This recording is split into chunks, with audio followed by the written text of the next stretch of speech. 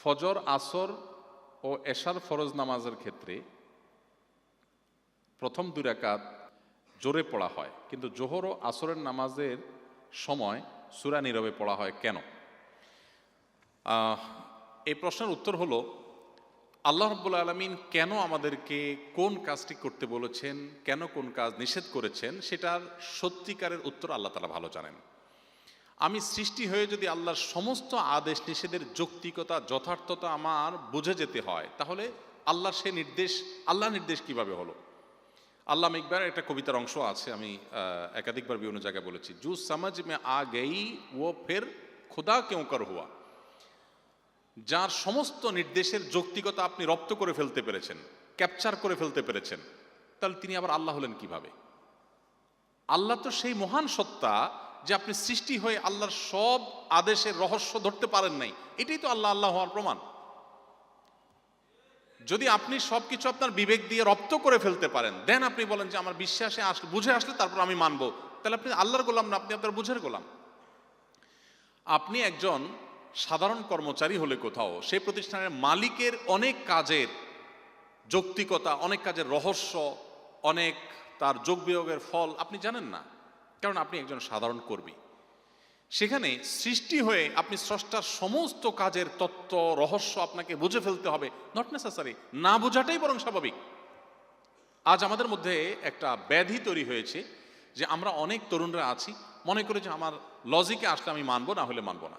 আমি এই বিষয়ে একাধিক উদাহরণ দিয়ে থাকি। ধরুন, আজ থেকে 100 বছর আগের কোনো একজন মানুষ এখন হাজির হয়েছে। শুধু বোঝার স্বার্থে আমরা বলছি যে ধরুন একজন মানুষ 100 বছর আগে পৃথিবীতে ছিলেন, তিনি হঠাৎ এখন হাজির হয়েছেন, কোনোভাবে হাজির হলেন। এই ব্যক্তিকে যদি বোঝানো হয় যে ওয়ালে থাকা একটা সুইচ টিপ দিলে ফ্যান ঘুরবে, লাইট জ্বলবে, বিদ্যুৎ আবিষ্কার হওয়ার আগের মানুষকে যদি এই কথা বলা হয়, তার কাছে এই কথা, এটা কি যৌক্তিক মনে হবে না অযৌক্তিক মনে হবে? আসলে কি সেটা অযৌক্তিক? কিন্তু তার কাছে অযৌক্তিক মনে হচ্ছে কেন? কারণ তিনি এই বিদ্যুতের টেকনোলজি সম্পর্কে ধারণা রাখেন না। তো 100 বছরের গ্যাপ হওয়ার কারণে বা 200 বছরের গ্যাপ হওয়ার কারণে তিনি একটা টেকনোলজি সম্পর্কে ধারণা না থাকার কারণে তার কাছে এটা অযৌক্তিক মনে হচ্ছে। ঠিক একইভাবে আপনি সৃষ্টি হয়ে স্রষ্টার কোনো টেকনোলজি, স্রষ্টার কোনো কাজের রহস্য আপনার বুঝে আসছে না, আপনি বলছেন না, তাহলে আমি এটা কেন মানব? বিষয়টা অনেকটা এরকম। ধরুন, ঢাকা শহরের চারপাশে আমরা, বিশেষ করে পুরান ঢাকা এলাকাতে বিভিন্ন জায়গাতে আমরা দেখি যে প্রচুর পরিমাণ তারের জঞ্জাল ঝুলে আছে। কোনো এক ভদ্রলোক যিনি বিদ্যুৎ সম্পর্কে ধারণা নেই, ও যে 100 বা 150 বছর আগে বিদ্যুৎ আবিষ্কারের আগে পৃথিবীতে ছিলেন, এরকম একজন মানুষ আসলেন। হঠাৎ তিনি এসে দেখলেন যে এত সুন্দর শহর, সবকিছু পরিপাটি, বাট মাথার উপরে যে তারগুলো ঝুলে আছে রাস্তার বিভিন্ন পিলার ধরে, খুব বিশ্রী দেখা যাচ্ছে। তিনি এগুলোর সব জঞ্জাল সরানোর ব্যবস্থা করলেন। খুব ভালো করে এগুলোকে একদম ছিঁড়ে কেটে একেবারে পরিচ্ছন্ন করে ফেললেন। এর ফলশ্রুতিতে দেখা গেল হসপিটালে যে সমস্ত পেশেন্ট আইসিইউতে ছিল সব মরে সাফ হয়ে গেছে, কারণ বিদ্যুৎ ডিসকানেক্ট হয়ে গেছে। তখন এই ভদ্রলোককে ডেকে যদি মৃত্যুদণ্ড দেওয়া হয়, শাস্তি দেওয়া হয়, সে বলবে আমি তো ভালো কিছু করতে গেছি ভাই, তোমাদের শহরটাকে পরিষ্কার করতে গেছি, আমাকে কেন শাস্তি দিবা? এই ভদ্রলোক বিদ্যুতের টেকনোলজি না বোঝার কারণে তার কাছে যেটাকে ভালো মনে হচ্ছে, বাহ্যিক দৃষ্টিতে খুব লজিক্যাল, একটা জঞ্জাট পরিষ্কার করেছেন, বাট সেটা ইললজিক্যাল, সেটা আসলে অযৌক্তিক। কেন? কারণ সে টেকনোলজি বুঝে না, এই জন্য তার কাছে ওই লজিকটা বুঝে আসছে না। তো সৃষ্টি হয়ে স্রষ্টার সমস্ত আদেশগুলো আমাকে বুঝে ফেলতে হবে, এটা নট নেসেসারি। না বুঝে আসাটা বরং অনেক ক্ষেত্রে স্বাভাবিক।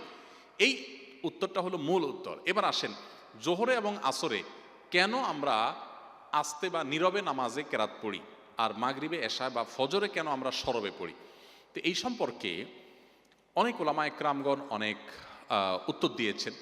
এর মধ্যে একটা উত্তর হলো যে দিনের বেলা মানুষ কোলাহলে থাকে, কাজে ব্যস্ত থাকে, ব্যবসা বাণিজ্যে থাকে, এই কারণে মানুষের মনোযোগ ধরে রাখাটা ডিফিকাল্ট হয়। সেজন্য দিনের বেলায় মনে মনে সূরা কেরাত পড়ার নির্দেশ আল্লাহ তাআলা করেছেন, যাতে করে মানুষ তার মনোযোগকে ধরে রাখতে পারে। এবং নীরবে যে কোনো কিছু পাঠ করলে তুলনামূলকভাবে মনোসংযোগ ধরে রাখা সহজ। আর রাতের বেলা যেহেতু কোলাহলমুক্ত পরিবেশ থাকে, কোলাহলমুক্ত পরিবেশে সে মন খুলে উচ্চ আওয়াজে বা সরবে যখন কোরআন কারীমের তেলাওয়াত করে, সূরা কেরাত পড়ে, নামাজ পড়ে, তখন সেটা তার জন্য তুলনামূলকভাবে সহজ হয়, পরিবেশটা তার জন্য অনুকূল থাকে দিনের পরিবেশের তুলনায়। কোলাহলের পরিবেশে মনে মনে যখন তিনি মুখে যখন নীরবে যখন তিনি সূরা কেরাত পাঠ করেন, তখন তার মনোযোগটা ধরে রাখাটা তুলনামূলকভাবে সহজ হয়। এই কারণে দিনে আস্তে পড়তে বলা হয়েছে, রাতের নামাজগুলোতে জোরে পড়তে বলা হয়েছে। এটা একটা উত্তর, আরও বহু উত্তরের জন্য আছে, কিন্তু প্রধান এবং সবচেয়ে বড় উত্তর হলো যে আল্লাহ এবং তার রাসূল সাল্লাল্লাহু আলাইহি ওয়াসাল্লাম কোনো কাজ করতে নির্দেশ করলে সেটা আমার বুঝে আসুক আর না আসুক, সেটা অবশ্যই যৌক্তিক। রুমে নামাজ পড়ার সময় সামনে চেয়ার রাখলে চেয়ারের সামনে যদি কেউ হেঁটে যায় তাহলে কি নামাজ হবে কিনা, অথবা সামনে কি রাখা উচিত? আপনি চেয়ার রেখেছেন সিজদার জায়গায়, এরপরে চেয়ারের আউটসাইড দিয়ে যদি কেউ হেঁটে যায় আপনার নামাজে কোনো অসুবিধা নেই। আর যদি মাঝখান দিয়ে কেউ হেঁটে যায় তাহলে হাদিসের নির্দেশ হলো তাকে সাইজ করতে হবে নামাজের মধ্যেই। নবী সাল্লাল্লাহু আলাইহি ওয়াসাল্লাম বলেছেন, কেউ যদি নামাজি ব্যক্তির সামনে দিয়ে হাঁটে সে যেন তার সাথে লড়াই করে। এখানে লড়াই করা মানে তাকে যেন থামায়। এই জন্য সুন্নাহ হলো আপনি নামাজ পড়ছেন আর কেউ সামনে দিয়ে যাচ্ছে, আপনি তাকে হাত দিয়ে ইশারা দেন থামান। যদি তারপরও না থামে তাহলে নামাজে ঠিক রেখে আপনি উত্তম মধ্যম দিতে পারেন। এখানে উত্তম মধ্যম দিতে গিয়ে আপনি আবার খেলে সেটার দায়িত্ব আপনার। আমি একবার মদিনাতে মসজিদে নববীতে এই দৃশ্যটা চোখের সামনে দেখার সুযোগ আমার হয়েছে জীবনে। হাদিস পড়েছি বইয়ে বহুত, কিন্তু এটার আমল অ্যাপ্লিকেশন কখনো দেখিনি। তো ওখানে আমি দেখেছি এক অ্যারাবিয়ান ভদ্রলোক নামাজ পড়ছে রিয়াদুল জান্নাতে মদিনাতে। তখন রিয়াদুল জান্নাহ ওপেন ছিল সবার জন্য। তো রিয়াদুল জান্নাতে অনেক ভিড় থাকে, কেউ কোনো দিক খেয়াল করে না। তো এক লোক তার সামনে দিয়ে যেতে নিয়েছে, উনি নামাজে দাঁড়ানো অবস্থাতে এভাবে হাত দিয়ে প্রথমে বাধা দিয়েছেন।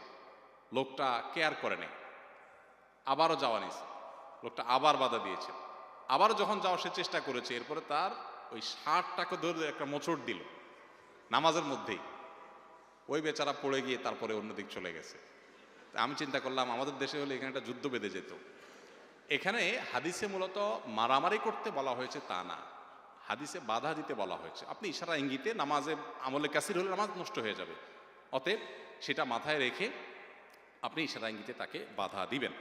তো চেয়ার রেখেছেন, তারপরে সে হাঁটলে অসুবিধা নেই, তার ভেতরে যদি হাঁটে সম্ভব হলে আপনি বাধা দিবেন আলতো করে, যে নামাজের যে মুড আছে সেটা যেন ভেঙে না যায়। আর যদি আপনি সেটা বাধা দিতে না পারেন তাহলে আপনার নামাজ হয়ে যাবে, কিন্তু যিনি হেঁটেছেন তিনি গুনাহগার হবেন। আস-সুন্নাহ ফাউন্ডেশন, উম্মার স্বার্থে সুন্নাহর সাথে।